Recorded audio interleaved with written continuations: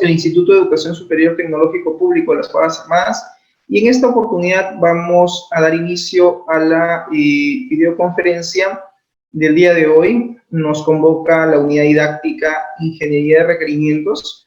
Esta es nuestra unidad didáctica, este es nuestro curso. Somos de la especialidad de análisis de sistemas, y el tema que nos toca abordar en esta actividad de aprendizaje es acerca del modelamiento del proceso de negocio desde UML. Es decir, vamos a ver el tema de cómo modelar procesos de negocio, cómo modelar procesos, en este caso comerciales. Se le dice también procesos de negocio, procesos comerciales de una empresa, pero a través del lenguaje de modelamiento unificado. Eso significa UML. Que dicho sea de paso, es un lenguaje que se utiliza básicamente cuando empleamos la metodología de desarrollo de software RUP. Hay que entender que cuando vamos a desarrollar sistemas de información, pues definitivamente debemos utilizar una metodología de desarrollo de software. Y la metodología de desarrollo de software tradicional en este caso, pues es RUP, la que estamos utilizando, la que van ustedes a utilizar. Y dicho sea de paso, pues la metodología de desarrollo de software tradicional, como lo es RUP, como lo es RUP, esta utiliza el lenguaje de modelamiento unificado, esta utiliza lo que es UML. Bien, entonces eso es lo que vamos a ver el día de hoy, tiene que ver justamente con el modelamiento de procesos de negocio, pero desde el enfoque UML. La actividad de aprendizaje es la actividad de aprendizaje número 9, es decir, básicamente es nuestra 9ª semana. Y el elemento de la capacidad que se busca desarrollar en ustedes es que ustedes puedan aplicar la metodología de desarrollo de software tradicional RUP para modelar básicamente el proceso de negocio que ustedes tengan en mente sistematizar. Basado, claro está, en lenguaje de modelamiento unificado, basado en lo que es UML, basado en el lenguaje de modelamiento unificado. Muy bien, dicho esto, entonces vamos a ver en qué consiste justamente el modelamiento del proceso de negocio desde UML, y para ello pues vamos a plantear la siguiente pregunta, ¿no? ¿Qué es la arquitectura del software? En este caso, ¿qué es la arquitectura del software y qué relación tiene con la usabilidad? Cuando vamos a desarrollar un sistema, decimos de que todo sistema de información pues posee una arquitectura, ¿ok? Y esta arquitectura pues contempla no solamente, por decir, ¿no?, los objetos o las clases que conforman un sistema o los componentes que vamos a tener que implementar. Naturalmente también tenemos que ver si es que lo que nosotros vamos a desarrollar como sistema, como aplicación, realmente va a tener, en este caso, pues, como se dice, la importancia del caso para que pueda ser usado. Por eso es que dice, en esta pregunta se formula, ¿no? ¿Qué es la arquitectura del software y qué relación tiene esta arquitectura, pues, con el principio de la usabilidad? La usabilidad tiene que ver con el uso, tiene que ver básicamente con el uso del sistema, ¿no? Muy bien. Debemos de tener en cuenta el dinamismo y la usabilidad al momento de diseñar la arquitectura de un sistema de información. Sí, de tal manera que este sea interactivo. Y esto nos puede ahorrar naturalmente pues muchos dolores de cabeza al momento de implementar un sistema. Si bien es cierto, el proceso de desarrollo implica pues el proceso de programación, el proceso de codificación de un sistema, o sea, hay todo un proceso para ello, pero antes de pasar a la codificación, antes de pasar al desarrollo del sistema, lo que tenemos que hacer es primero diseñar cuál va a ser la arquitectura del sistema, elaborar una serie de diagramas que de una u otra manera me permitan tener claro de qué manera pues vamos a implementar nuestro sistema de información, ver cuáles son los componentes, ver básicamente pues cuáles son los elementos, etcétera. Y eso pues tiene que ver con todo un diseño de una arquitectura antes de pasar a la fase de desarrollo. Y luego que has desarrollado el sistema, luego que has programado el sistema de información, pues viene la fase ya de implantación o implementación, que no es otra cosa que la puesta en marcha, que no es otra cosa que poner el software, poner el sistema ya en funcionamiento. ¿Ok? Muy bien. Dice por acá también que se podría decir entonces que el diseño de un sistema hay tres aspectos importantes que debemos tener en cuenta. Sí, ¿cuáles son esos aspectos? Pues primero tiene que ver con la presentación de la información, tiene que ver con la forma como presentamos la información y tiene que ver también con la funcionalidad de la aplicación. Es decir, también tenemos que considerar el tema del funcionamiento del software, el funcionamiento de la aplicación, no solo la presentación de la información, no solo pensar en cómo vamos a presentar la información, como por ejemplo, ¿no? ¿Qué tipo de consultas de datos son las que vamos a ejecutar? ¿Qué tipos de reportes? ¿Qué tipos de dashboard o en este caso reportes o informes el sistema de información va a generar? En ese sentido es importante y es fundamental también presentar, ¿no? Considerar al momento de que uno diseña un sistema de información, porque todavía no estamos en fase de desarrollo, todavía no estamos en fase de programación, y estamos todavía en fase de diseño de la arquitectura. Entonces, tenemos que pensar también, un primer aspecto me dicen, la presentación de la información. Es decir, vamos a desarrollar un sistema, ok, ¿qué tipo de información vamos a mostrar? ¿Qué tipo de información es la que se va a mostrar? Y ¿por qué no? ¿Qué tipo de información también es la que se va a ingresar en el sistema de información? Es por ello que cuando iniciábamos el curso de Ingeniería de Requerimientos, nuestra unidad didáctica, y nosotros decíamos, bueno, particularmente yo les decía, ¿no? ¿Van a desarrollar un sistema de información? Sí. Ok, yo les sugiero que primero empiecen por el modelamiento y el diseño de la base de datos. ¿Van a hacer un sistema de información? Perfecto, empiecen primero por ahí. Pero claro, seguramente Rivera, seguramente Mamani dirá, profesor, pero para yo poder llevar a cabo el diseño y modelamiento de una base de datos, lo primero que tengo que hacer es un análisis de la realidad. Lo primero que tengo que hacer es un levantamiento de información. Naturalmente que sí. Esa es la primera fase. Identificar cuáles son los business processes, identificar cuáles son los procesos de negocio que se van a sistematizar, que se desean mejorar, que se desean virtualizar, que se desean digitalizar, conociendo cuáles son las deficiencias de la empresa, conociendo cuáles son las necesidades, los requerimientos que tiene la empresa a nivel de negocio. Tengo yo que primero reconocer cuáles son sus business processes.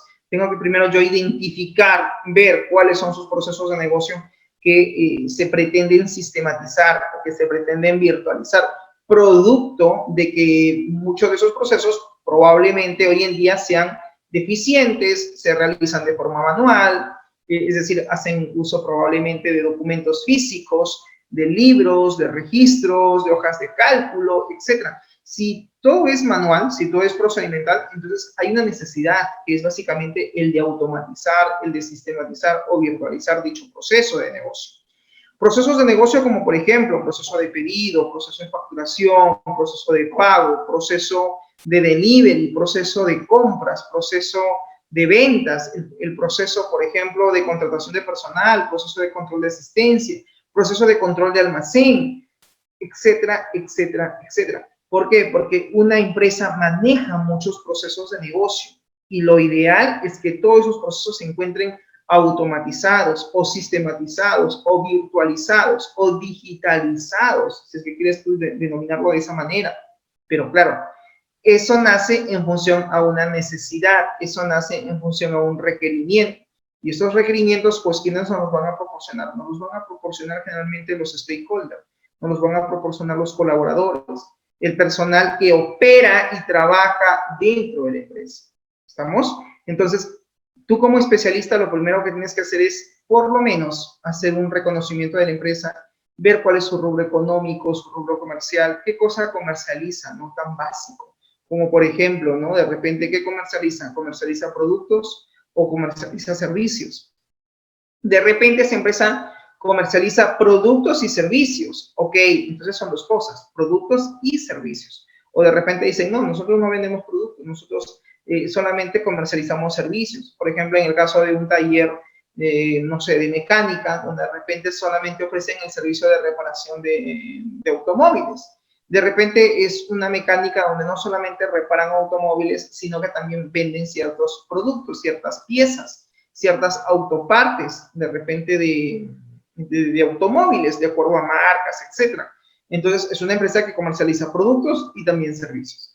Entonces, ¿es importante conocer, profesor, a una empresa? Sí, sí es importante conocer su rubro comercial, es importante saber qué cosas es lo que comercializa, comercializa productos, comercializa servicios, y es importante tener claro eso porque en función a ello nosotros vamos a poder naturalmente reconocer cuál es la verdadera necesidad o requerimiento que tiene la empresa. Ok, eso ya lo tenemos claro. ¿Qué hacemos después? Pues tenemos que hacer levantamiento de información y ahí ustedes tendrán que aplicar muchas de las técnicas o alguna de las técnicas probablemente de las que existen para lo que es el levantamiento de datos o levantamiento de información, desde encuestas, reuniones de trabajo, entrevistas con los stakeholders, inclusive hasta una entrevista, jóvenes, tiene que tener una serie de preguntas. Porque si yo me voy a entrevistar con el jefe de ventas, me voy a entrevistar con el administrador del negocio, o con el gerente general, o con el jefe de sede, o con el jefe de área, el jefe de ventas, jefe de logística, yo tengo que ir ya por lo menos con una lista de preguntas, pero esas preguntas tienen que estar enfocadas al proceso de levantamiento de información. Esas preguntas tienen que ser consecuentes, esas preguntas tienen que estar orientadas específicamente al proceso de negocio que se pretenda sistematizar. ¿Estamos? Por eso es importante hacer un buen levantamiento de información, porque justamente en el levantamiento de información es donde voy yo a determinar cuáles son las necesidades y cuáles son las características acerca del proceso y qué tipo de información es lo que necesitan los stakeholders. Todo eso, jóvenes, es importante, sí. Inclusive también es importante que solicite cierta documentación de la empresa. O sea, por ejemplo, ¿no? Mínimo pedir cuál es la factura, cuál es la boleta de venta, cuál es de repente, en este caso, pues, la orden de compra, cómo se lleva a cabo el proceso de cotización. Es decir, la documentación, los documentos, los papeles que tú solicites a la empresa son documentos que naturalmente tienen que estar asociados con el proceso de negocio que vas a sistematizar. Son documentos que tienen que estar, en este caso, relacionados con el proceso que vamos a automatizar. Por eso es importante en esta parte la documentación. Y de repente por ahí Lama dirá, profesor, ¿y qué hago con toda esta información? ¿Qué hago con los documentos? Perfecto, ya tengo a la mano las facturas, las boletas, la guía de remisión. Porque sí, pues el proceso que voy a sistematizar es el proceso de ventas y también el proceso de logística. Ok, ¿qué hago con las facturas? ¿Qué hago con las boletas? Lo que vas a hacer tú ahí, Lama, es básicamente poder luego hacer tu modelo de entidad-relación, es decir, poder hacer el modelamiento y el diseño relacional de lo que sería tu base de datos. Eso es lo que yo les recomiendo. ¿Por qué? Porque teniendo, en este caso, modelado y diseñado la base de datos, pues voy a poder tener claro cuáles van a ser los atributos, cuáles van a ser las entidades, qué tipo de relación es la que voy a establecer, qué tipo de información o qué tipo de datos son las que van a almacenar cada una de esas entidades. Teniendo todo eso ya listo, ahora sí puedes implementar la base de datos. Y ahora sí podrías ya pasar a este punto, que es el diseño de la arquitectura del software. Es ya hacer el diseño de la arquitectura del sistema de información. Pero lo voy a hacer teniendo ya la información, teniendo claro cuál es el proceso de negocio sistematizado, teniendo claro qué tipo de datos, qué tipo de información, qué tipo de documentos se manejan en ese proceso. Luego de haber incluso hecho ya tu modelo relacional, porque ya lo tienes todo, ya tienes el esquema, la estructura de la base de datos. Entonces, con mucho, digamos, con mucha más, vamos a decir, con mucha más confianza, tú dices, ok, ya entendí el proceso, ya tengo claro cuál es el proceso de negocio sistematizado, ya tengo el modelo relacional, ya sé qué tipo de información es la que quieren ellos almacenar y en función a esa información, tú has hecho el modelamiento de la base de datos. En función a esos datos, tú has considerado los atributos de cada entidad. Entonces, no hay nada que te limite para ahora sí poder plantear la arquitectura del sistema. Y acá hay un tema importante que dice, ¿no? Cuando estemos en la fase del diseño de un sistema, debemos de tener en cuenta tres aspectos importantes. Y una de ellas tiene que ver con la presentación de la información. ¿Cómo voy a presentar la información que previamente ya la identifiqué y que ya está en mi modelo relacional? lo voy a mostrar a través de una consulta de datos, voy a crear una interfaz, voy a crear un formulario web, voy a crear una aplicación móvil. En fin, tú tendrás que definir y decidir de qué manera, bajo qué formato, bajo qué esquema vas a presentar la información. Entonces, seguramente ahí Mamani o Rivera, ¿no? Dirán, profesor, pero en este caso, se supone que yo ya tengo que haber planteado cuál va a ser la alternativa de solución para ese business process que voy a sistematizar. La respuesta es que sí. O sea, ya para eso tú tienes que haber presentado a la gerencia cuál es el tipo de solución informática que vas a presentar. Si vas a desarrollar una aplicación web, si vas a desarrollar un software de escritorio o vas a desarrollar una aplicación móvil. O sea, hasta estas alturas, cuando ya tú, digamos, antes de plantear el diseño de la arquitectura del software, tú tienes que haber definido ya qué tipo de solución informática es la que se tiene en mente implementar. Y en función a ello, pues ahora vamos a poder determinar, ¿no?, de qué manera vamos a presentar la información, ¿no?, que va a ser básicamente la parte estética que va a ver un usuario, con el cual el usuario va a interactuar con el sistema, pero es a través de la interfaz, a través de la GUI, Graphical User Interface, a través de la interfaz de usuario. Y seguramente Chipana dirá, profesor, cuando usted dice la interfaz del sistema, ¿a qué se refiere? Pues a los formularios, a las ventanas. Entonces, tú tienes que saber de qué manera vas a presentar la información. Va a ser en un reporte, lo vas a hacer en un JTable, en un Data Grid View, en un Crystal Report, en un reporte, en una tabla de datos, no lo sé. Eso vas a tener tú que ver de qué manera presentas esa información. Y claro, ahí viene todo tu expertise, tu nivel de conocimiento y tu experiencia como especialista para decir, ok, ustedes necesitan un reporte de todas las ventas, un reporte de la cartera de clientes, necesitan de repente visualizar, pues, no sé, una lista de pedidos, no sé, por fecha, por un rango de tiempo, quieren consultar cuál es así el producto de mayor demanda o el producto de mayor o de menor demanda, o de repente quieren ver, pues, por ejemplo, las facturas emitidas, anuladas, cómo hago esa consulta y qué tipo de datos es la que voy a presentar. Aquí es donde tú tienes que definir la presentación de la información. Un siguiente aspecto, pues, tiene que ver con la funcionalidad, en este caso, la funcionalidad de la aplicación. La funcionalidad de la aplicación tiene que ver con el funcionamiento de la aplicación, es determinar de qué manera el software, el sistema, va a responder frente a ciertos datos que van a ser ingresados y ciertos datos que tienen que ser procesados. Y naturalmente, en ese proceso de interacción, tiene que haber un funcionamiento y hay que tener claro qué cosa es lo que va a funcionar dentro de la aplicación, qué tipos de datos son los que se van a ingresar, qué tipo de datos son los que hay que calcular, hay que mostrar, etc. Cuando nosotros pensamos en eso, estamos ya pensando en la funcionalidad del sistema, en la funcionalidad de la aplicación.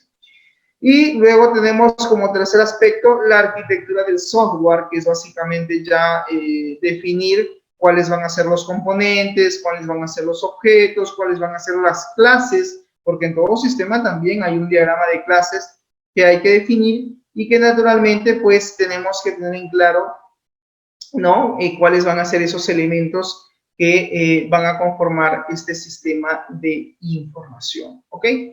Muy bien. Hasta hace poco se asumía que la usabilidad era una propiedad, dice, exclusiva de la presentación de la información. Entonces, aquí nos hablan de un punto importante que tiene que ver con el uso que nosotros le vamos a dar al sistema, ¿no? Dice, la usabilidad era una propiedad exclusiva de la presentación de la información. Incluso se creía que encapsulando la capa de presentación, aquí en este punto están hablando de lo que se llama la programación por capas. No sé si ustedes han escuchado la programación por capas, pues uno programa por capas. Tienes la capa de datos, la capa de presentación, ¿correcto? La capa lógica, la capa del negocio, etc. O sea, cuando hablamos de una arquitectura en capas, lo mínimo es una aplicación en 3 capas, pero eso no significa que tú puedas tener una aplicación en 4 o 5 capas. El número de capas tú lo vas definiendo en función a lo que te pida el cliente, ¿no? Lo que te pide el usuario. En algunos casos, a veces a nosotros los especialistas nos dan carta libre de que nosotros hagamos el sistema. Y cuando uno le pregunta, sí, ¿en cuántas capas desea usted que se implemente el sistema? En 3 capas. Capa de datos, capa de presentación, la capa de la lógica del negocio. Y de repente el cliente te dice, mira, no me hables de capas porque yo no te entiendo, no sé qué cosa es eso, lo único que yo espero es que el sistema funcione. Ok, significa que te están dando la libertad de poder definir en cuántas capas vas a tener que desarrollar la arquitectura. Salvo que te digan, no, queremos que sean en 5 capas, en 3 capas, 4 capas. Entonces ahí la cosa es distinta porque sí te están dando un requerimiento. Muy bien, entonces aquí nos habla pues de que antes se creía que encapsulando la capa de presentación y separándola del resto se podría desarrollar la aplicación de una forma interactiva. Para los tests de usabilidad, es decir, para las pruebas de usabilidad. Cada prueba, es decir, cada test tan solo sería necesario para resolver ciertos problemas, modificando básicamente la capa de presentación. Y gracias a esta separación, la funcionalidad no quedaría básicamente afectada, ¿no? Muy bien. En realidad, este modelo de desarrollo, pues, ha fallado muchas veces. Es decir, cuando uno desarrolla arquitectura en capas, no debería justamente separar, ¿no?, la capa de presentación de las demás. Hay que hacer toda una integración donde las capas realmente todas interactúan. Eso sería lo recomendable. Existe una segunda pregunta que dice, ¿cuántas veces hemos tenido que realizar los cambios en la funcionalidad de una aplicación después de haber detectado ciertos problemas de usabilidad?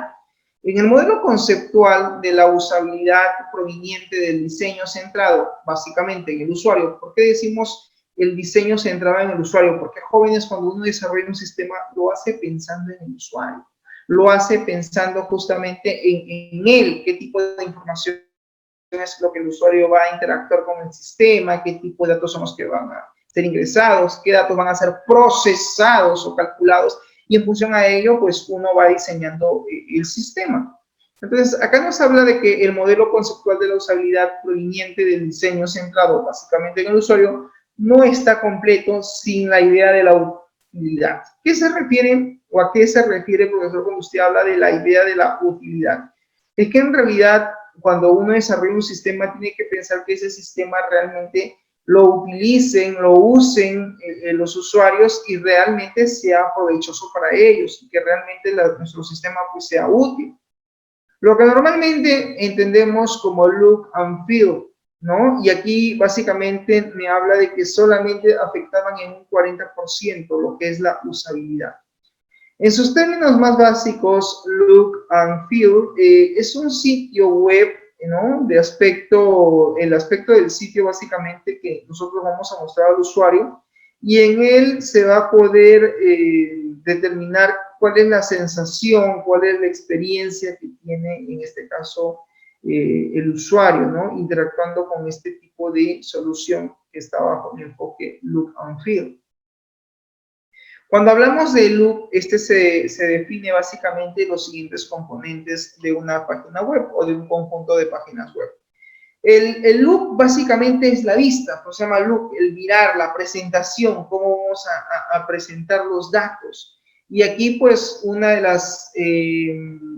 los componentes que tiene que ver pues con una página web, tiene que ver básicamente con la paleta de color, tiene que ver básicamente con las imágenes, tiene que ver también con el diseño, tiene también que ver con la fuente, las opciones de fuente de texto, tiene que ver también con el estilo. ¿Estamos? Entonces, en ese sentido, pues, como se dice, es importante, ¿no?, tener en cuenta también las características de presentación, ¿no?, el tema del look.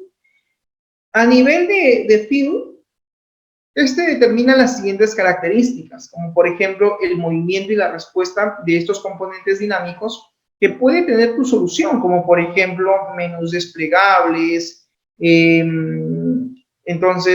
como por ejemplo botones. De repente tenemos que ver, por ejemplo, cómo es la galería, las formas, también tiene que ver con los efectos de sonido, de repente que va a tener la aplicación o que se va a ejecutar. También tiene que ver, jóvenes, con la rapidez con que las páginas y las imágenes también se cargan en una presentación. Profesor, ¿todo esto también influye al momento de desarrollar un sistema? Sí, porque allí está, pues, jóvenes, lo que se llama la usabilidad y la utilidad de un sistema. O sea, no solamente es hacer el diseño conceptual, hacer los diagramas, hacer los datos, sino es ver que realmente el sistema sea útil. Y para eso tengo que saber cuáles van a ser las características que va a tener nuestro sistema de información. Y aquí pues van desde el movimiento, va básicamente desde la respuesta de los componentes dinámicos, el hecho de que se puedan utilizar ciertos menús desplegables, el hecho de que se puedan utilizar ciertos botones, ¿no es cierto? O cierta galería de imágenes o ciertos efectos, que claro, es parte de la funcionalidad de un sistema. Y claro, también tiene que ver el tiempo de rapidez con que las páginas y las imágenes se terminan cargando en la página web, en la aplicación web. ¿Eso influye? Sí, claro que influye también, porque definitivamente pues es parte de la funcionalidad para poder, en este caso, como se dice, pues definir, ¿no? Digamos, el funcionamiento del sistema de información.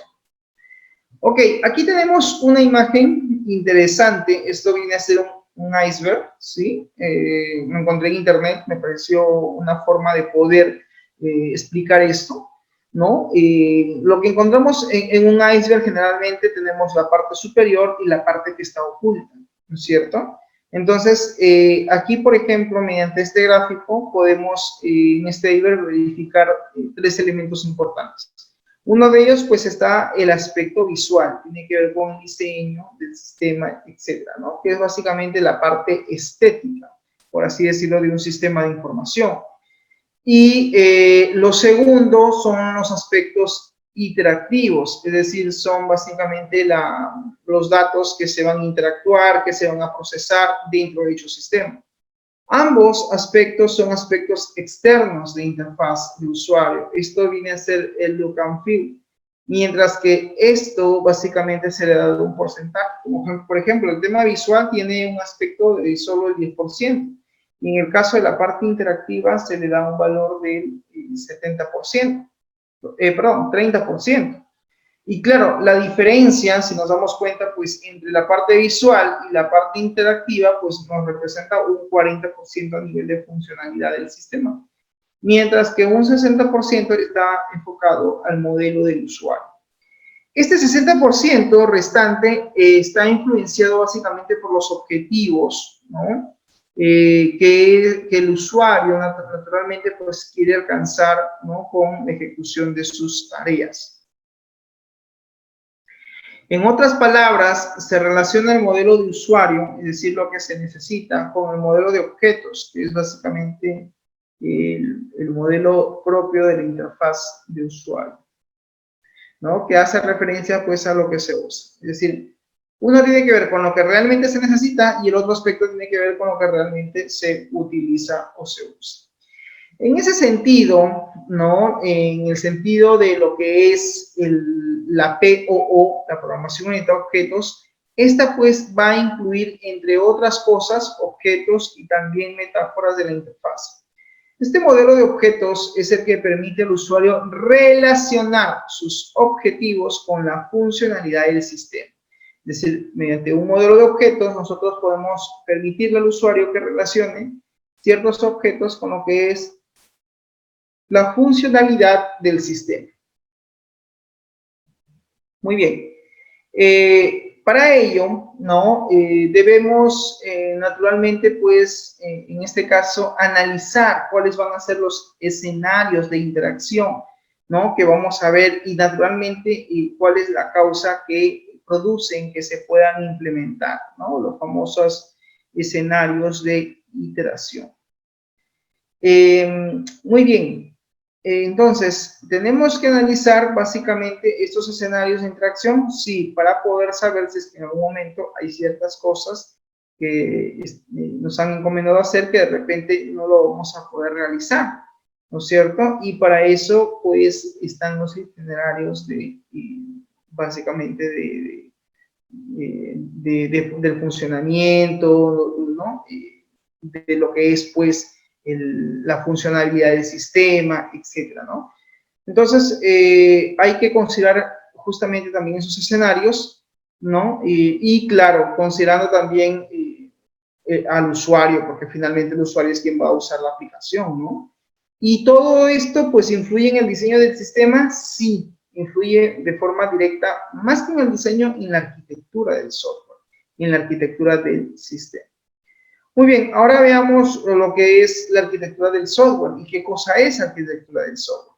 Según la Real Academia Española, según la RAE, define arquitectura como el arte de proyectar y construir edificios. Claro, aquí están dando la definición solamente del término arquitectura de software, pero lo estoy enfocando desde una definición distinta, ¿no? Es la RAE, ellos definen así. Otra definición que también, digamos, acuña la Real Academia Española con respecto a lo que es la arquitectura del software, nos dice, pues, que tiene que ver con el diseño de una construcción. Es decir, la arquitectura de un software tiene que ver con el diseño, pues, de la construcción que vamos a tener que realizar. Aplicándolo al mundo entero, en este caso al mundo del desarrollo, ¿no? de sistemas, podríamos definir, ¿no? la arquitectura del software como el arte de proyectar, el arte de construir ciertas aplicaciones informáticas, así como también, en este caso, pues, el diseño de una aplicación informática. Entonces, de esa forma podríamos definir qué cosa es la arquitectura del software, ¿no? ¿Qué cosa es la arquitectura del sistema? ¿Cómo lo definiríamos? Como el arte de proyectar y construir aplicaciones informáticas o como el diseño de una aplicación informática. La definición que le damos a arquitectura pues viene del mundo de la construcción, pero viene a significar lo mismo en este caso en nuestro mundo, solo que nosotros no construimos edificios, sino lo que vamos a hacer es construir programas, construir softwares, ¿ok? Para ello tengo que tener en cuenta lo siguiente. Muy bien, en este caso Clemens nos dice que la arquitectura del software es básicamente para grandes rasgos de una vista del componente, para una vista del sistema que incluye básicamente los componentes, y los Clemens tiene que ver también con, en este caso, la conducta de los componentes que van a tener cada uno de los elementos que van a conformar el sistema, ¿no? Y que naturalmente estos interactúan entre sí para poder alcanzar la misión del funcionamiento de dicho sistema. También está la IEEE, ¿no? La 1471, año 2000, donde nos define el concepto de arquitectura como básicamente en este caso, la organización, ¿no? Fundamental, pues, de una serie de elementos, de componentes, de un sistema informático y las relaciones que existen entre ellos en el ambiente y los principios que orientan pues su diseño y su evolución. Entonces, hay un poco la parte teórica, ¿no? Que nos explica pues de diferentes puntos de vista qué cosa es la arquitectura del software. Existen muchas otras definiciones de arquitectura del software y no parece que ninguna de ellas haya sido totalmente aceptada. En un sentido amplio podríamos estar de acuerdo, ¿no es cierto? Podríamos estar totalmente de acuerdo con la siguiente afirmación. La arquitectura del software, dice, es el diseño de lo más alto del nivel de lo que es una estructura del sistema o de un programa.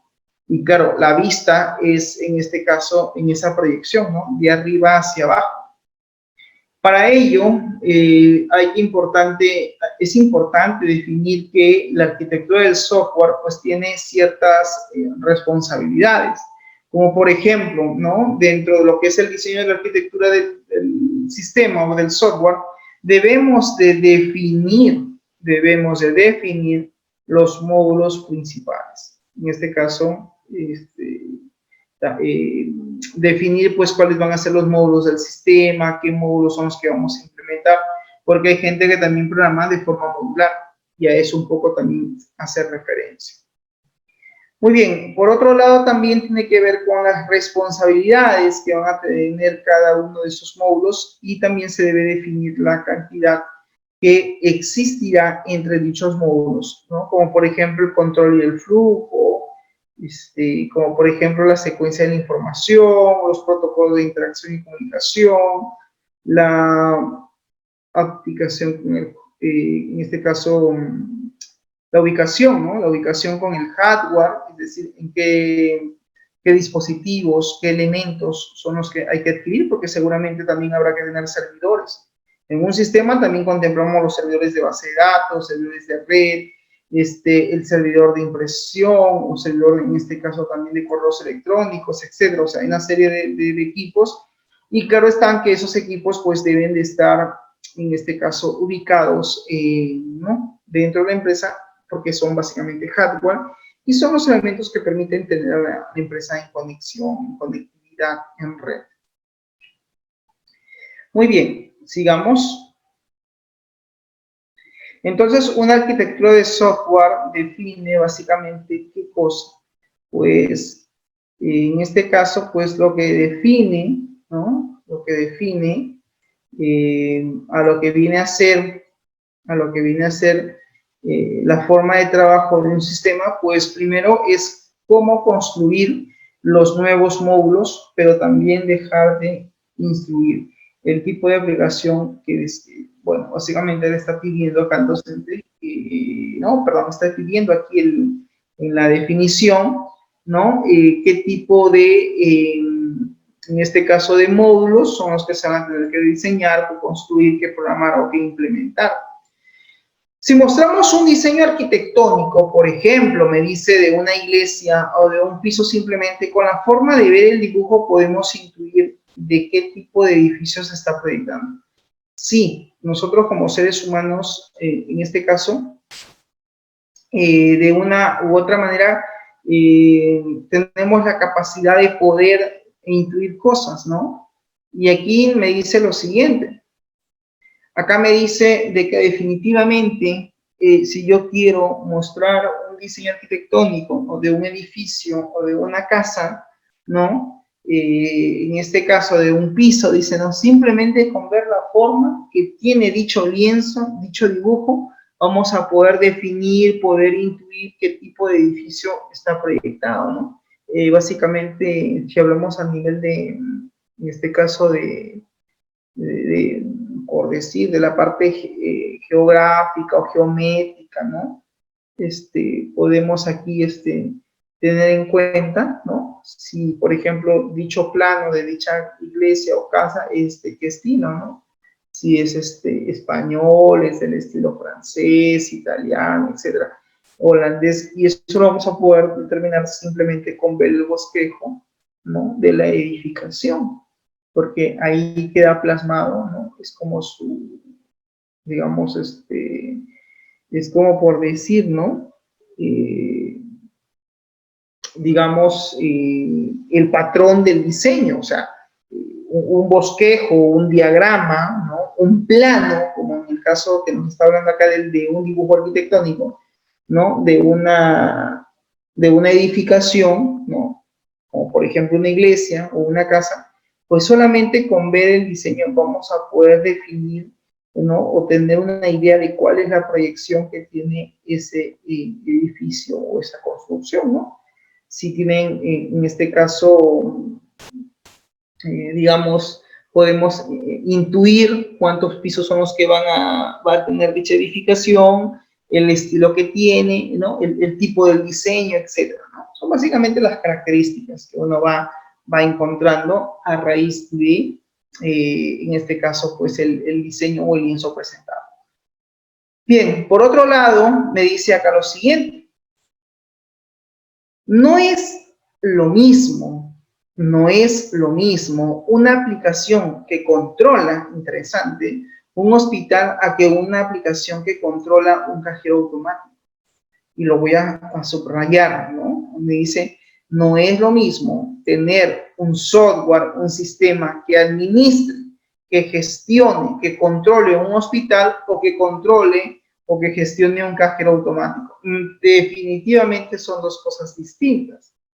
¿Por qué, profesor? Porque en esencia, cada uno de ellos ha sido diseñado y programado en función a los procesos que, digamos, se pretende sistematizar. Y claro, en el caso de un cajero automático, su sistema es distinto, pues tiene que ver con transacciones, retiro en efectivo, ¿no? Actualizar los movimientos de una cuenta bancaria, etcétera. O sea, son procesos que están obviamente orientados, cada sistema está orientado a procesos distintos, a procesos diferentes, ¿correcto? Entonces, cada uno de esos sistemas a nivel de arquitectura, pues va a tener un dibujo arquitectónico distinto. A eso se refiere. Muy bien, por otro lado me dice, sin embargo, el dibujo arquitectónico en la construcción no deja claro los materiales con los que está hecho, así como también un dibujo arquitectónico de nuestro sistema no deberíamos dejar de escapar detalles de nuestra implementación. ¿A qué se refiere de nuestra implementación? ¿A qué se refiere con esta parte? Pues si bien es cierto, un dibujo arquitectónico muestra la fase de construcción, de diseño, no dice cuáles van a ser los materiales, ¿no? Y eso creo yo que lo logramos entender, porque para eso pues existe el arquitecto, ¿no? Cada uno de ellos pues tiene una especialidad distinta. Y claro, en el caso del técnico puede que de repente no conozca o no maneje mucho acerca del tema de repente de lo que es por ejemplo, ¿no? De lo que es los materiales, ¿no? Y qué materiales son los que se van a utilizar. En el caso, pues, de una edificación, de una construcción, ¿no? Simplemente muestra el bosquejo, muestra el diseño, muestra el plan. Algo similar sucede aquí también con el desarrollo de un sistema de información. El analista del sistema, pues, muestra los diagramas que conforman o que van a, digamos, a conformar nuestro sistema de información. Intenta representar parte de la diagramación del sistema, pero no sabemos con qué lenguaje de programación lo van a implementar o en qué gestor de base de datos lo van a hacer el sistema, porque obviamente en la arquitectura, en el diseño que se está haciendo, es probable que eso no se tenga que graficar o definir, ¿no? Pero, bueno, un poco haciendo la explicación. Ok, por acá nos habla acerca de qué cosa no es la arquitectura del software. Y me dice aquí que la arquitectura del software no es una normativa madura. No es igual que la academia y en la industria. La arquitectura de un programa no es básicamente solo y exclusivamente el diseño del software con UML. Ya, en ese sentido también hay que tener claro eso. Por otro lado, nos dice que naturalmente siempre va a estar vinculado con la ingeniería, ¿no? Y el ciclo de vida. Esto ocurre en determinado punto entre el análisis de requerimientos y las especificaciones de los casos de uso que vamos a tener que diseñar, ¿no? Y claro, en ese sentido, también tenemos que tener en cuenta cuál es la metodología que vamos a usar. Es que vamos a usar la metodología RUP, ¿no? RUP. Por otro lado, también me habla de que la arquitectura de un software no es también lo que se llama que exista pues cierto vínculo natural entre los requerimientos, entre los casos de uso y las clases. No son elementos que no están vinculados, ya son dos cosas que se hacen en tiempos distintos. Muy bien, por otro lado también nos habla de las herramientas arquitectónicas que van a generar el código de la aplicación. Cuando uno desarrolla un sistema de información, tiene que pensar, tiene que, digamos, ir viendo cuál va a ser la arquitectura, cuál es la herramienta arquitectónica, por así decirlo, donde vamos a implementar la aplicación, ¿no? Donde vamos a implementar el código. Eso implica, pues, desde lenguajes de programación hasta gestores de base de datos. ¿Qué cosa sí es la arquitectura del software? Por acá tenemos otro punto que me dice, la arquitectura del software es, en este caso, es como por ejemplo la vista estructural de alto nivel del sistema. La arquitectura del software es donde en este caso se define el estilo o combinación de estilos para la ubicación, La arquitectura del software es básicamente el hecho de que tengamos que identificar los requerimientos no funcionales, ¿no? Es decir, se va a centrar parte de la arquitectura en lo que son básicamente los requerimientos, ¿no?, de un sistema. Y que dicho sea de paso, pues parte de esos requerimientos que va a tener un sistema son los requerimientos del usuario. Y es ahí donde de esos mismos requerimientos del usuario, nosotros como especialistas vamos a tener que determinar cuáles van a ser los requerimientos funcionales y no funcionales de un sistema de información, porque todo sistema de información tiene requerimientos funcionales y no funcionales. Entonces, parte de la arquitectura de un sistema pues está en este caso, sus requerimientos. ¿Ok? Muy bien, es esencial también, los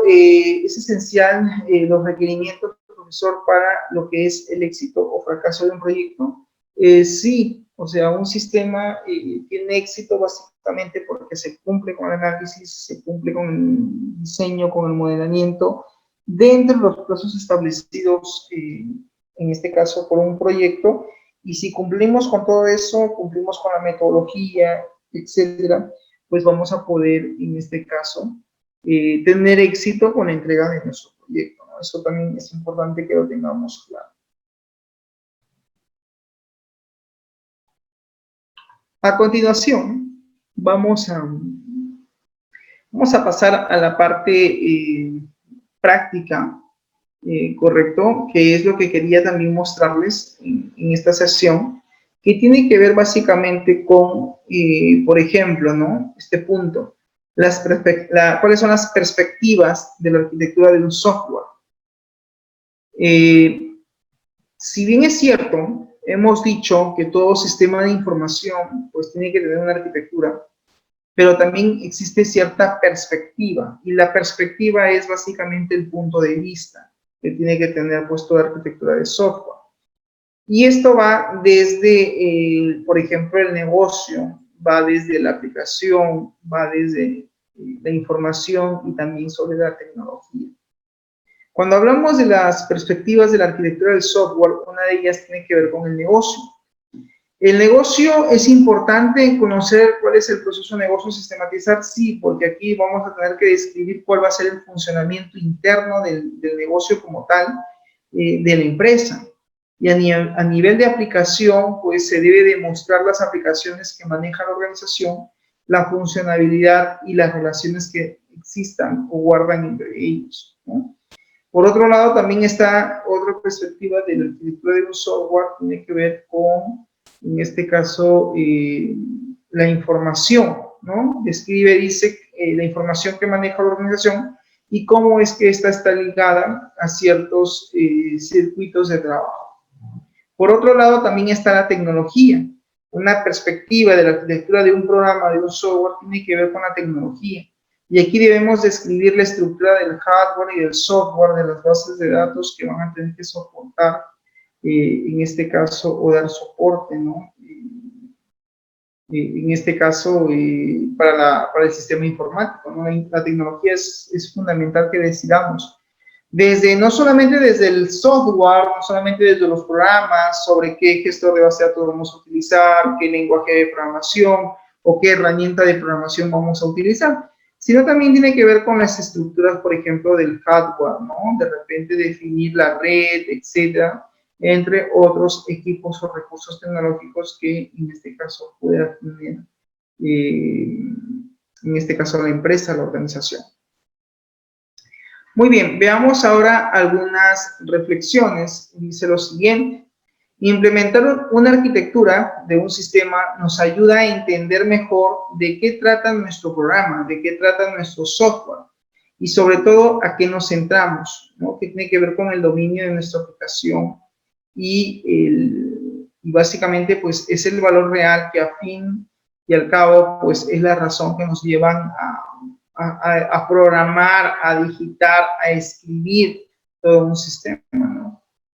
Otra reflexión importante es implementar un modelo rico basado en nuestro dominio hace que todos los miembros del equipo tengan un mismo vocablo, o en este caso hablemos en el mismo idioma, el mismo lenguaje, pero con una fuerza pero ponerle en este caso fuerza, como por ejemplo a ciertos conceptos, por lo que facilita el entendimiento, ¿no? Bueno, es una reflexión interesante. Ok, la arquitectura también del software nos facilita también que nuestro código sea mantenible en el tiempo, o sea, que podamos hacer mantenimiento, ¿no? Que podamos hacer también las pruebas, los testeables, y en consecuencia, que nos ayuden a cumplir con los principios SOLID, ¿no? Del SOLID. Cuando hablamos también de metodologías arquitectónicas, pues existen varias metodologías, ¿no? Tiene que ver con el posicionamiento, por ejemplo, del ciclo de vida, ¿no? Los atributos de calidad.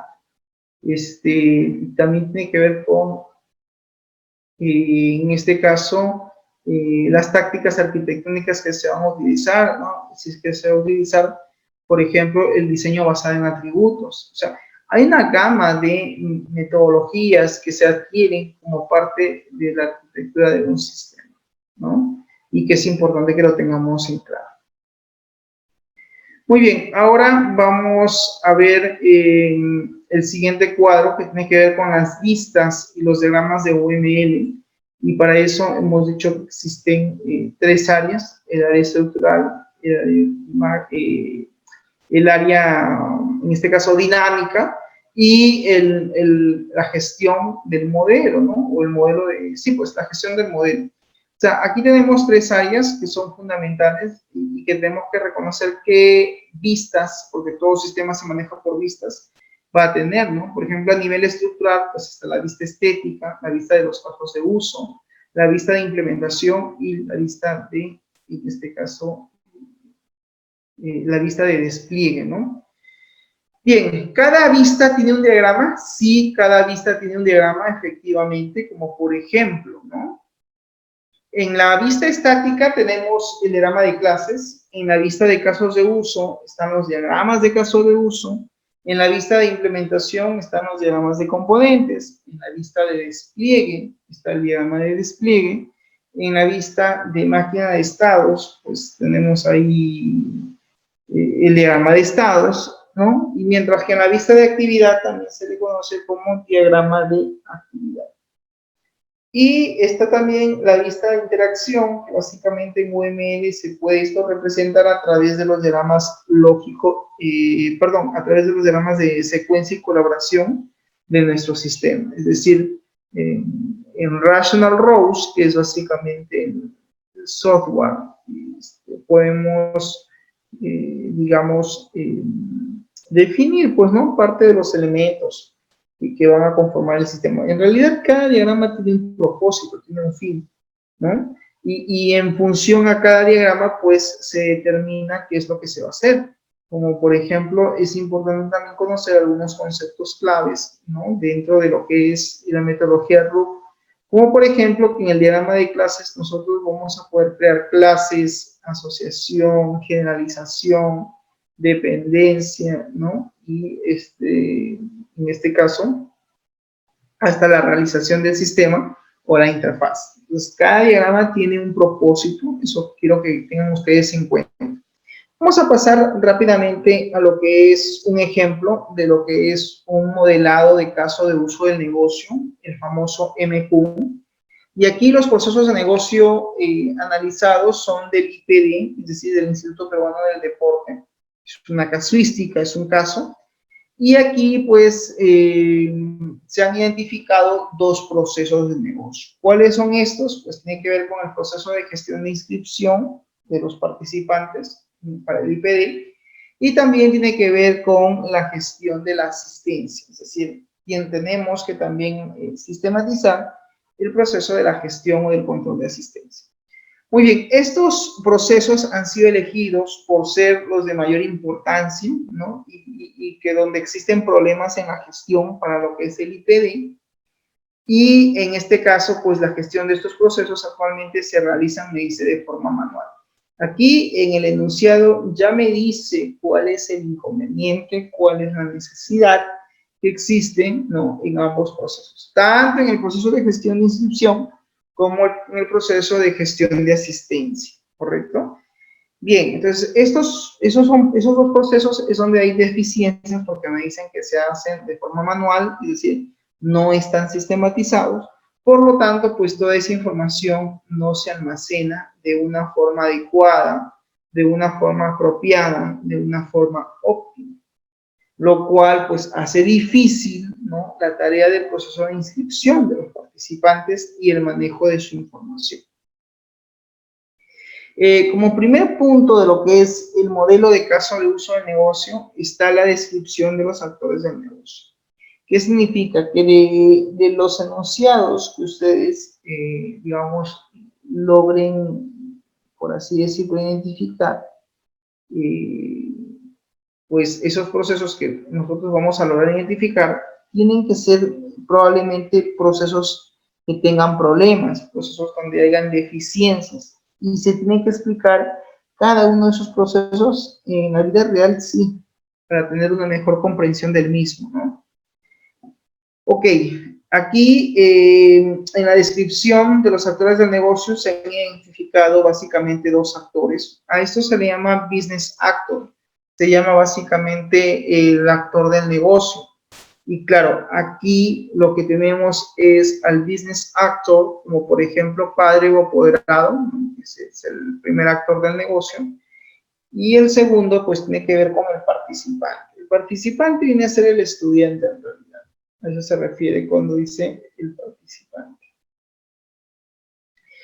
Cada uno de esos actores tienen un rol, sí, tienen un rol, como por ejemplo, ¿no?, en el caso del padre, va a realizar el proceso de inscripción, es decir, el padre es el responsable de poder realizar el proceso de inscripción en este caso, del futuro estudiante. Entonces, esa es su responsabilidad, ese es su rol.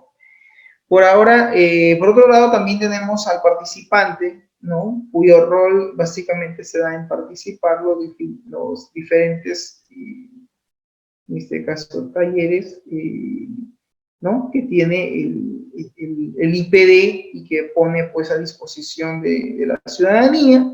Y claro, hay un proceso de inscripción, para eso pues está el apoderado, ¿no?, quien va a ser pues la persona responsable de realizar el proceso de inscripción. Y el participante pues simplemente lo que tiene que hacer es participar a los distintos talleres deportivos que proporciona el IPD. Bien, por otro lado también tenemos la descripción de los casos de uso del negocio. A nivel de descripción de diagramas de caso de uso del negocio está básicamente, por ejemplo, ¿no?, se encuentra lo que es el caso de uso del negocio que se llama gestionar inscripción. Está también el gestionar asistencia. Y la pregunta que de repente ustedes se pueden hacer, la pregunta que quizás ustedes se puedan hacer es, ¿de dónde salen estos dos procesos? ¿De dónde salieron estos dos casos de uso de negocio? Gestionar inscripción y gestionar asistencia. En realidad se le llama así CUN. ¿Qué significa CUN? Caso de uso de negocio. Cada caso de uso de negocio, jóvenes, ha salido de aquí, del propio enunciado. Y ustedes se dan cuenta, en el enunciado mismo dice cuáles son las deficiencias que tiene el IPD. Y acá nos dice que el IPD tiene la deficiencia de dos procesos. Uno de ellos pues tiene que ver con la gestión de la inscripción de los participantes y dos, con la gestión de la asistencia de los participantes. Entonces, como hemos identificado básicamente esos dos procesos de negocio donde hay deficiencias, ¿no es cierto?, donde se requieren pues sistematizar, pues en este caso esos dos procesos tienen que estar aquí representados como si fueran casos de uso de negocio. Profesor, ¿de dónde usted sacó quiénes eran los actores del negocio? Pues haciendo levantamiento de información, ¿no? Se supone que hemos ido al IPD y hemos preguntado y hemos dicho quién es el responsable, por ejemplo, de generar la inscripción de un taller de un estudiante. ¿Lo hace el mismo estudiante, el mismo participante? Y la respuesta es no, lo tiene que hacer el apoderado. Y es más, esos talleres están orientados a, en este caso, no a personas mayores de edad, sino a menores de edad, es decir, participantes menores de edad. Y como son menores de edad, pues tienen que ir acompañados de sus apoderados, en este caso, que son las personas que van a permitir o van a, digamos, a poder, en este caso, realizar el proceso de inscripción. O sea, son ellos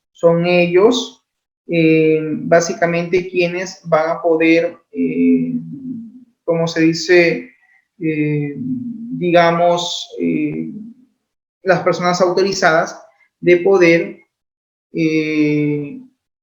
realizar la inscripción.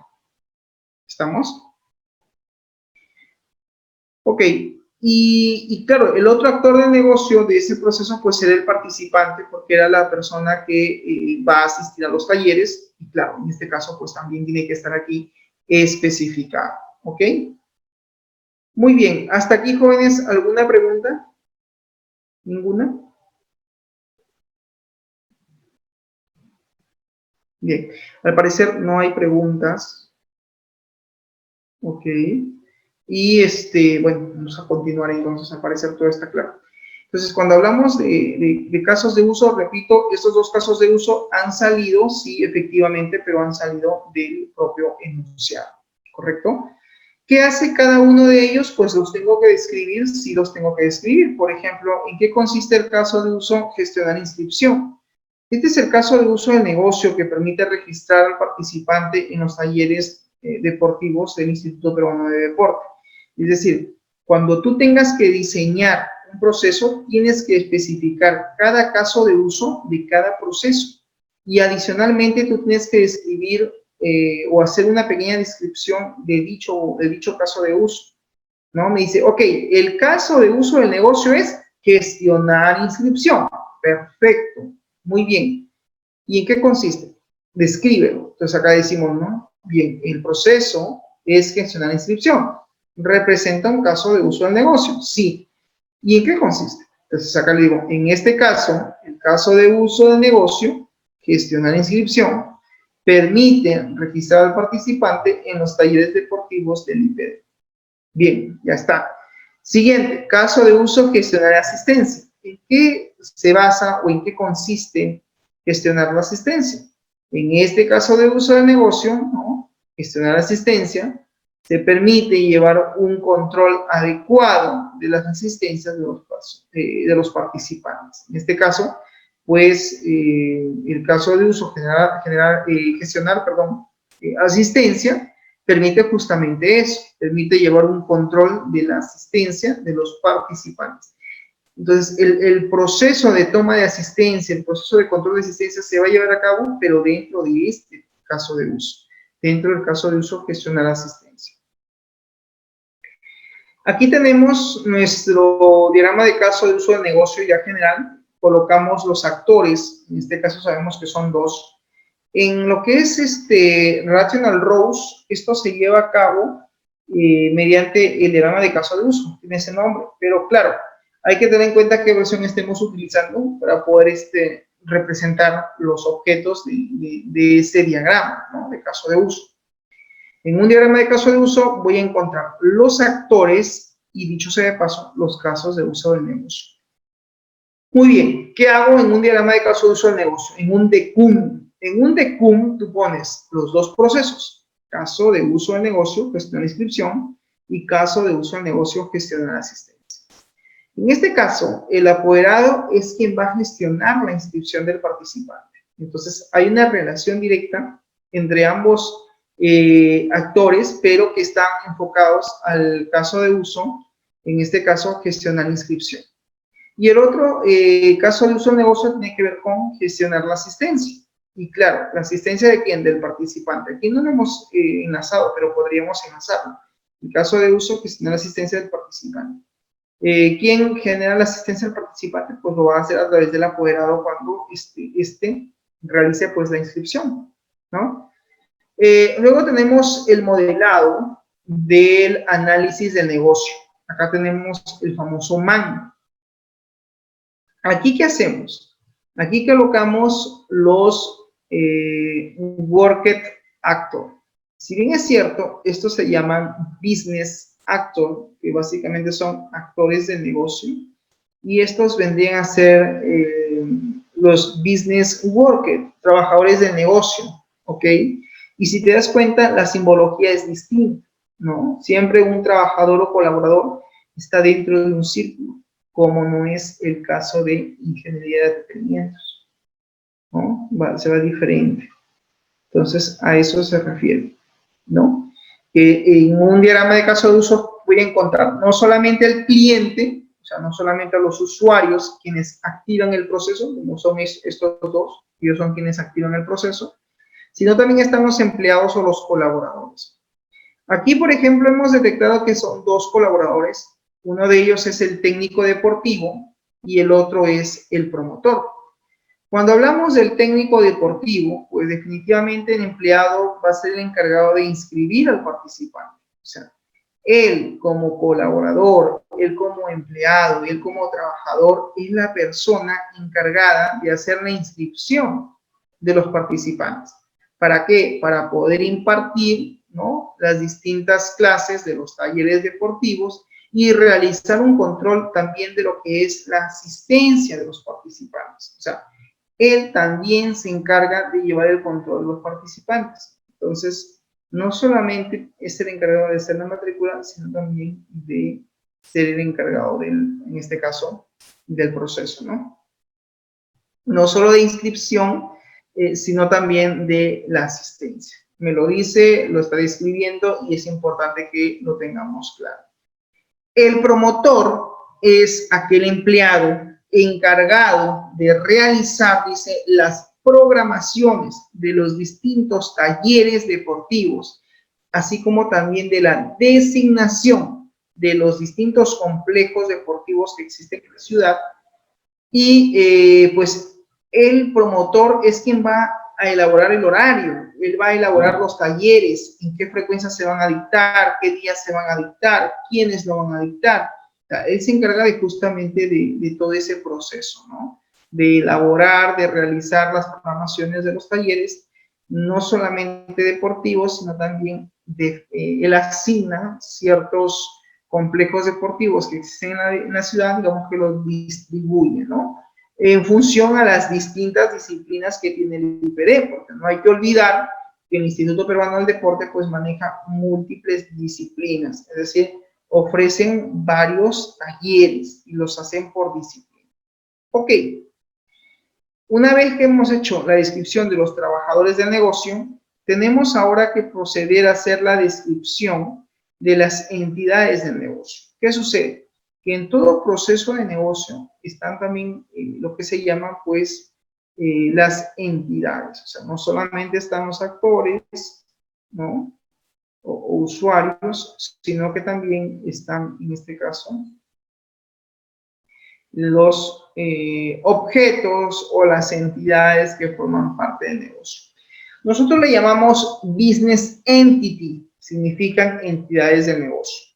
Las entidades del negocio, también conocido como business entity, son cualquier medio o mecanismo empleado para facilitar el manejo de la información, ya sea tanto para la captura de datos como también para el almacenamiento, sino que también para en este caso la transmisión de los datos y el almacenamiento de la misma. Entonces, mediante el business entity, mediante las entidades de negocio, justamente vamos a representar cuáles van a ser los objetos que van a quedar en este caso, ¿no?, dentro del IPD. Un primer documento tiene que ver con la ficha de inscripción, es decir, acá tenemos, le ponemos la palabra BE de business y E de entity, ¿ya? BE, business entity, ficha de inscripción. Es decir, necesitamos tener claro cuál va a ser el objeto que se va a representar y en este caso, pues el objeto es la ficha de inscripción. Eso es como primer, digamos, entidad del negocio. No es la única, pero es la primera. Así como hemos hecho una descripción por cada actor, también tenemos que hacer una descripción por cada entidad. por cada entity de negocio, por cada objeto. Porque es un objeto o es, en este caso también le decimos una entidad del negocio.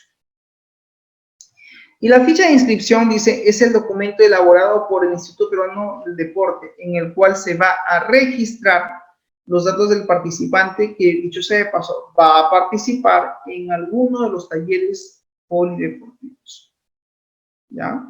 Entonces, es importante no solamente identificar, sino describir qué hace cada proceso, en este caso, ¿no? Dentro de lo que estamos analizando.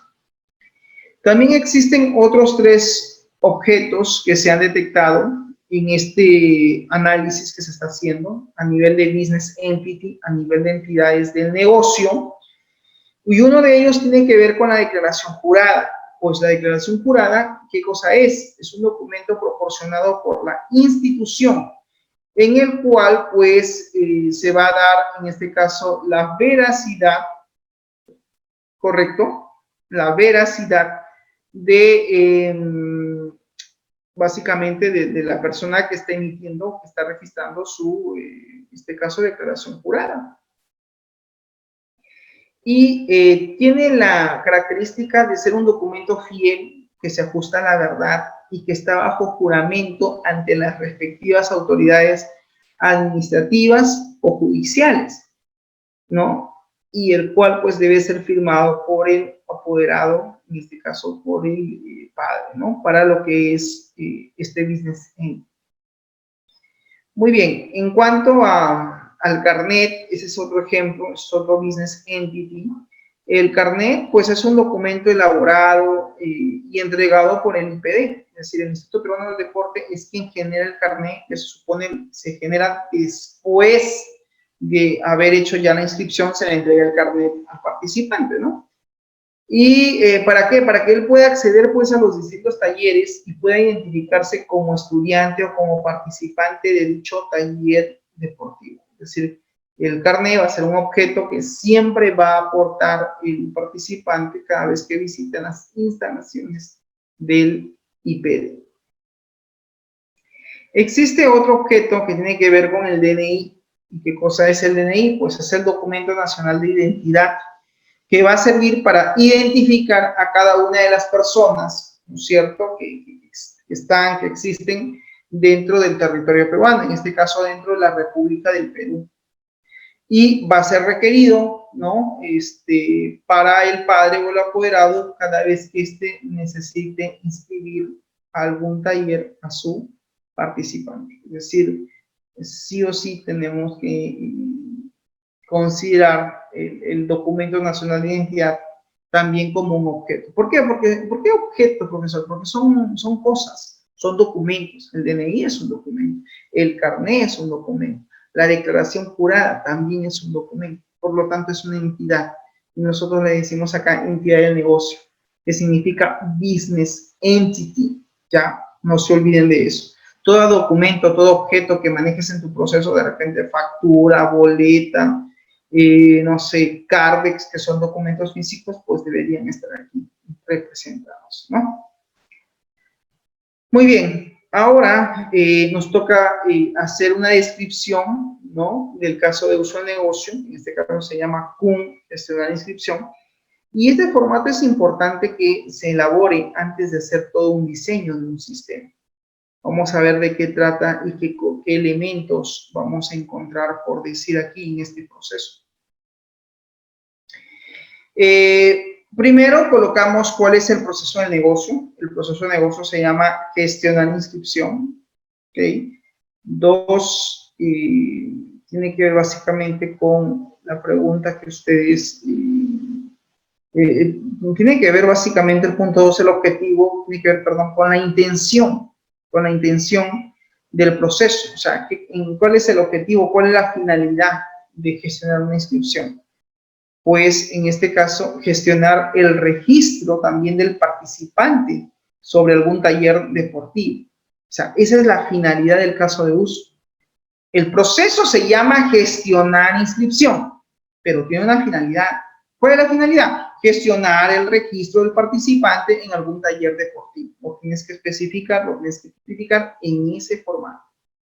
3, tiene que ver con los actores. ¿Quiénes son los actores del negocio? Pues está en este caso el padre y el apoderado. Ellos son quienes intervienen como actores directos del proceso.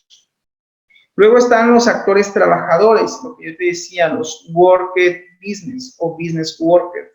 Básicamente, el único trabajador que interviene allí es, en este caso,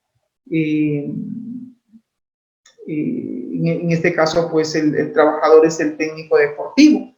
¿Por qué? Porque el técnico deportivo, pues es la persona que va a generar, en este caso, la inscripción, ¿no? Del participante. Muy bien. ¿Existe, profesor, alguna precondición? ¿Qué es eso, profesor, de precondición? En todo proceso puede que existan precondiciones. Las precondiciones son básicamente digamos, requisitos que también puede darse antes de llevarse a cabo el proceso que es la inscripción. A ver, una precondición dice que el participante podría haberse inscrito o haber separado una vacante con anterioridad, lo cual está bien, porque en todo taller a veces algunos participantes hacen una separación de vacante, o sea, se hace una preinscripción, ¿no? Puede que en este caso se ha planteado que existan como precondición para llevar un taller que el participante, o sea, el estudiante, pueda haber hecho una preinscripción, ¿no? De separación de vacantes, de forma previa. Esa es la estructura que yo debo de colocar en un caso de uso, profesor. Proceso de negocio, objetivo, actores, trabajadores, precondición. Sí, o sea, este es el formato. Este formato no cambia. Este es el formato que van a utilizar para poder diseñar un diagrama de caso de uso. Hay que hacer toda una descripción. Luego viene el flujo básico.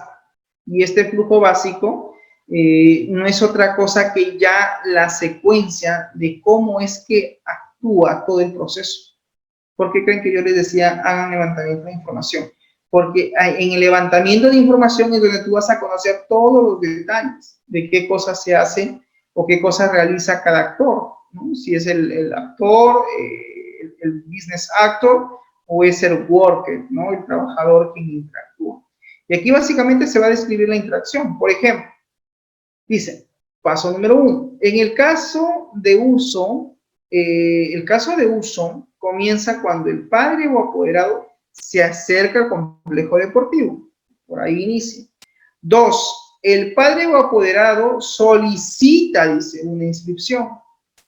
3. El padre o apoderado debe ser mayor de edad para poder realizar la inscripción. O sea, acá me dice que el apoderado, el padre, tiene que ser mayor de edad para que pueda realizar el proceso de inscripción. O sea, tiene que ser un mayor de edad el que va a representar al participante. No puede ser otro menor de edad. Entonces, ahí tenemos una condición, ¿no? Y está dentro del flujo, está dentro del proceso. 4. El técnico deportivo le solicita su DNI. Ese es el siguiente paso. Luego, ¿qué hace? El padre o apoderado le brinda su DNI. 6. El técnico deportivo valida la fecha de nacimiento. Hay que validar para ver si es mayor de edad o no. 7. El técnico deportivo registra los datos personales. O sea, en el caso que sea mayor de edad, le registra sus datos personales.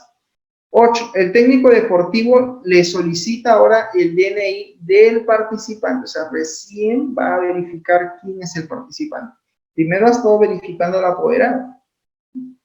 10.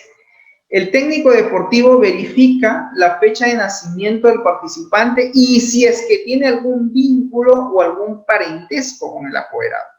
Eso también es parte del requisito del proceso de negocio. 11.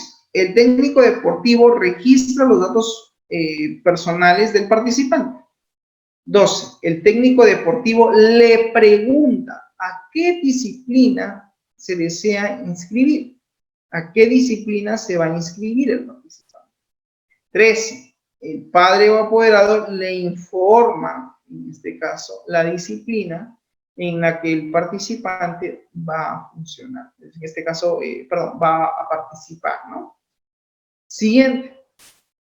14. el técnico deportivo registra los datos de la disciplina, o sea, qué cosa eligió. Eligió básquet, fútbol, natación, etc. Entonces va a tener que inscribirse en alguna, va a tener que hacer la inscripción, ¿no? En el paso 14 dice el técnico deportivo registra los datos de la disciplina. En el paso número 15, ¿no? El técnico deportivo dice, le emite la declaración jurada. ¿A quién? Al apoderado, ¿no? En este caso. El padre o apoderado acepta y firma la declaración jurada. 17. El técnico deportivo confirma la inscripción. Y 18. El técnico deportivo le entrega su carnet. Y como último paso, 19, el apoderado recibe el carnet. Hasta ahí, fin del proceso. Ahí recién terminaría el proceso que tiene que ver con gestionar registro del participante. Como se pueden dar cuenta, jóvenes, no solamente es hacer un reconocimiento, ¿no?, de los actores, ¿no?, del negocio, de los trabajadores, qué cosas hacen cada uno de ellos, cuál es su responsabilidad, ¿no?, sino también las entidades, ¿no?, las entidades que van a formar parte del proceso y luego, pues, el formato, el formulario, donde tengo que llenar los datos de mi caso de uso representante. La pregunta que ustedes pueden hacerse es, ¿y para qué hago toda esta secuencia? ¿Cuál es la finalidad de que detalle tanto? Porque luego, jóvenes, van a tener que hacer el diagrama. Y este diagrama debe expresar justamente el flujograma que hay entre los dos actores. Esa es la intención. Bien. Antes de pasar a explicar el diagrama, hay una postcondición, o sea, una condición post. Dice, el participante, una vez que ya tengamos todos los flujogramas, ¿no?, todas las acciones, todo lo que hemos analizado, dice, el participante podrá asistir a su taller deportivo al cual fue inscrito. O sea, ese sería el siguiente y último, digamos, postcondición del proceso, ¿no? Voy a aumentar, jóvenes, un momento esto del Zoom. Ahí está, el ampliador, para que se pueda notar un poquito mejor el tema de la imagen y ustedes entiendan que toda la información que ustedes ven aquí en pantalla ha nacido del propio formato de la tabla que les mostré hace un momento, que tiene que ver con la descripción, esta de acá, descripción del caso de uso de negocio que voy a elaborar, que tiene que ver, pues, con gestionar la inscripción, como ustedes pueden ver, ¿no? Se dan cuenta acá, dice, diagrama de caso de uso, ¿no? Proceso de caso de uso, gestionar inscripción. Entonces, todo el flujograma que ustedes coloquen ahí, ese mismo flujograma es el que tiene que representarse aquí en este diagrama. Y a este diagrama se le conoce como diagrama de actividades. Tenemos por un lado el caso de uso como un diagrama y como segundo diagrama el diagrama de actividades. Bien, a ver, vamos a ver en este caso rápidamente de qué trata, ¿sí? Vamos a ver cómo es que este diagrama se expresa y se ve de la siguiente forma. Aquí tenemos el padre o el apoderado como primer, en este caso, actor, ¿no? El actor, que es el cliente, por así decirlo. Y tenemos al worker, al trabajador, que es el business actor, técnico deportivo. O sea, tengo a esos dos. Y claro, quien inicia el proceso es el apoderado. Y dice, ¿no? Él se acerca al complejo deportivo. Efectivamente, eso es lo que decía en el formato de la descripción del caso de uso de negocio que te mostré anteriormente, ¿no? Inicia con quién, con el padre, con el apoderado. Y es él quien se acerca al complejo deportivo. 2. El padre o apoderado solicita una inscripción. ¿A quién le solicita? Al técnico deportivo. El técnico deportivo solicita su DNI, ¿correcto? Y el padre o apoderado lo que va a hacer es brindar el DNI. Pero, profesor, el DNI es un objeto. El DNI es un business entity, es una entidad. Sí, es una entidad. Tienes que colocarlo. Ahí debajito pones el objeto, en este caso DNI. Muy bien. Entonces el padre o apoderado brinda su DNI. Okay. ¿A quién le brinda? Acá va la flecha. Al técnico deportivo. ¿Qué hace el técnico deportivo? valida la fecha de nacimiento. Ese es el siguiente paso. Ok, y acá tiene que haber una condición, porque él va a tener que validar, le va a tener que evaluar y va a tener que preguntarse, ¿esta persona que me está brindando el DNI, este apoderado, realmente es mayor de edad, sí o no? Entonces, habrán dos opciones, sí y no. Si no es mayor de edad, es decir, si el apoderado no es mayor de edad, no tiene más de 18 años, pues simplemente fin del proceso. Finaliza, no hay nada más que hacer, se finaliza. Si es mayor de edad, ¿qué hace? ¿Qué hace el técnico deportivo? El técnico deportivo lo que debe hacer es registrar los datos personales del apoderado. Entró por aquí porque la condición fue verdadera. Si la condición es falsa, si es false, viene por acá. Ok, se registran los datos personales del apoderado. Pero ese registro va con un documento. ¿Cómo se llama ese documento? Se llama Business Entity Ficha de Inscripción. Ese es el documento, ficha de inscripción. Entonces, ¿es un objeto? Sí. ¿Lo tengo que representar? Sí. ¿Qué hace el técnico deportivo? Luego le va a solicitar el DNI del participante. ¿Qué hace el apoderado? Pues brinda el DNI del participante. ¿Ok? Brinda el DNI y lo que va a hacer el técnico ahora es validar la edad del participante para saber si es o no mayor de edad. Si es mayor de edad el participante, se acabó el proceso, se finaliza. Fin. ¿Por qué? Porque los talleres se ha dicho que solamente están dirigidos a menores de edad. O sea, tienen que tener menos de 18 años, 15, 14, 13, ¿no? 12, no sé, 9, 10, dependiendo de qué taller sea, bueno, si es fútbol, natación, en fin. Entonces, si el participante, ¿no? Pregunta, ¿eres mayor de edad participante? ¿Sí o no? No, muy bien. Como no es mayor de edad, en otras palabras, es menor de edad, al ser menor de edad, sí podemos registrar sus datos. Entonces, el técnico, en este caso, el técnico deportivo, ¿no?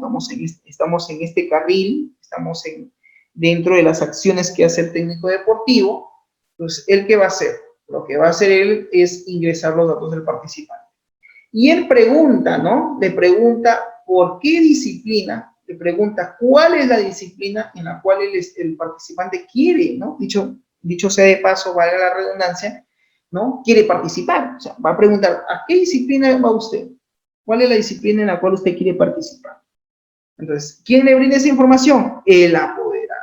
¿Por qué? Porque es el apoderado quien está llevando a cabo el proceso de inscripción en coordinación con el técnico. Entonces, ¿qué hace mira acá, qué hace el apoderado, ¿no? El padre o apoderado, lo que hace es, en este caso, elige la disciplina, ¿no? En la cual el participante o el estudiante no va a participar, ¿no es cierto? ¿Y qué hace luego el técnico? El técnico deportivo registra los datos de la disciplina y emite la declaración jurada. ¿Qué hace ahora el apoderado? Acepta y firma la declaración jurada. Como es un objeto, es un documento, pues tenemos que poner acá, ¿no? El objeto, Business Entity Declaración Jurada. Pues hasta el momento tenemos ¿cuántos documentos? Tenemos el DNI, tenemos la ficha de inscripción, tenemos la declaración jurada, ¿correcto? Y luego lo que hace el técnico, pues, es confirmar la inscripción, ¿no? Confirma la inscripción, entrega el carnet, ¿no es cierto? ¿A quién le entrega? Pues acá el apoderado recibe el carnet y una vez que el apoderado recibe el carnet, pues tengo que también colocar aquí el objeto. El objeto es el carnet, es el documento, entonces también lo tengo que colocar así, el Business Entity Carnet. Recibe el carnet y ¿qué más? Fin del proceso. Claro, todo esto, ¿de dónde lo he sacado, profesor? ¿De dónde lo ha hecho? De aquí. De aquí, mira. De justamente de la descripción del caso de uso. Esta es la descripción del caso de uso, que lo habíamos ya hecho en la parte anterior, aquí. Si ustedes se dan cuenta, efectivamente aquí tenemos la descripción del caso de uso del negocio, este es, y todo el flujograma que hemos analizado y hemos empezado digamos, a colocar en este formato ha servido de insumo para poder elaborar el diagrama de actividades. Y mira, ¿cuál es la última actividad? El padre apoderado recibe el carnet, y ahí finaliza. Vamos a ver si es cierto. Acá tenemos el padre apoderado, y efectivamente termina aquí, en este punto. Termina justamente recibiendo el carnet, y ahí termina el proceso. Todo eso es el diagrama de actividades. Una vez, jóvenes, que hemos hecho eso, pues hacemos el diagrama de caso de uso del sistema. Aquí colocamos como caso de uso el sistema y colocamos los dos actores. En este caso, el apoderado, ¿no?, que es el ciudadano, obviamente. Y también está, pues, el técnico deportivo. Entonces, ambos van a utilizar el sistema. Entonces, se llama diagrama de caso de uso del sistema. Se llama de CUS.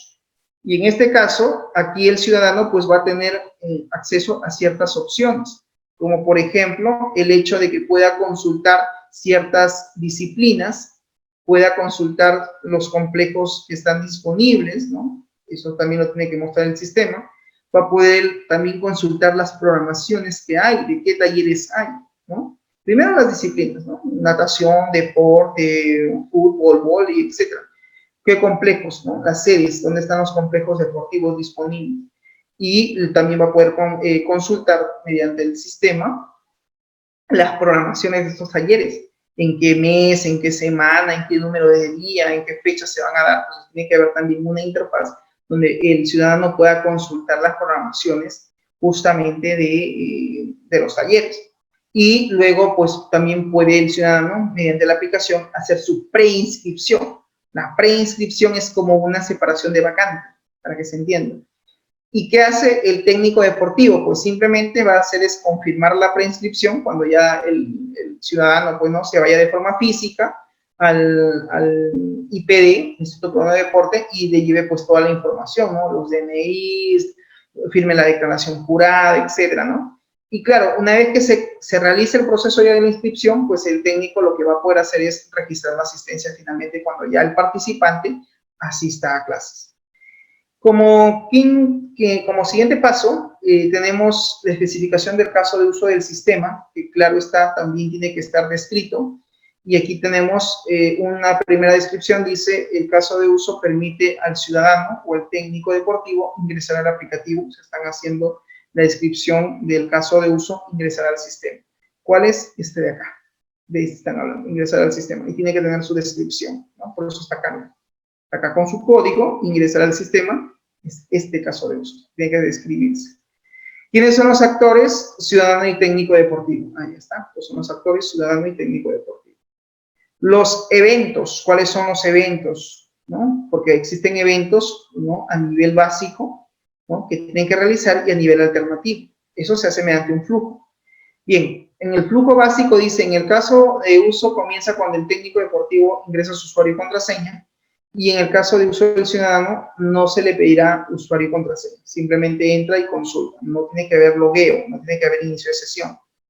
Aquí, naturalmente, en el siguiente paso dice, el ciudadano o técnico deportivo pulsa el botón ingresar, es decir, ya ingresa, ¿no? El técnico se lo vio, pulsa el botón ingresar, y como siguiente paso, el sistema valida el usuario y contraseña, y lo busca en la base de datos, ¿no?, para confirmar si es que los datos son correctos, y justamente se permite pues el ingreso ya al menú principal.